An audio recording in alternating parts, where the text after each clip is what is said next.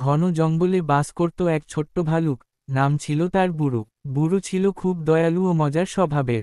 সে প্রতিদিন সকালে উঠে পাখিদের গান শুনত আর নদীর ধারে গিয়ে মাছ ধরত।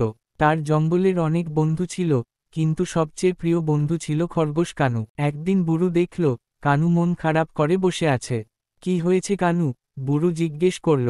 কানু বলল, আমার গাজরের বাগানে কেউ এসে সব গাজর খেয়ে ফেলেছে। বুড়ো চিন্তিত হয়ে বলল, চল আমরা একসাথে দেখে আসি। তারা গিয়ে দেখল গাজরের পাতাগুলো ছিঁড়ে পড়ে আছে, কিছু পায়ের ছাপও দেখা যাচ্ছে।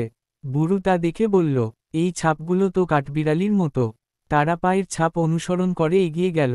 তারা দেখতে পেল একটি ছোট্ট কাঠবিড়ালি গাজর খেয়ে ঘুমাচ্ছে। বুড়ো আর কানু তাকে জাগিয়ে বলল, তুমি যদি খেতে চাও, আমাদের বলে খেতে। চুরি করে খাওয়া ঠিক না। কাঠবিড়ালি লজ্জা পেয়ে বলল, আমি খুব ক্ষুধার্ত ছিলাম, আর ভাবিনি তোমরা রাগ করবে। তারা তিনজন মিলে ঠিক করল, সবাই মিলে একসাথে বাগান করবে আর সবার জন্য খাবার থাকবে। এরপর থেকে জঙ্গলের সবাই মিলেমিশে থাকত, কেউ আর অভুক্ত থাকত না।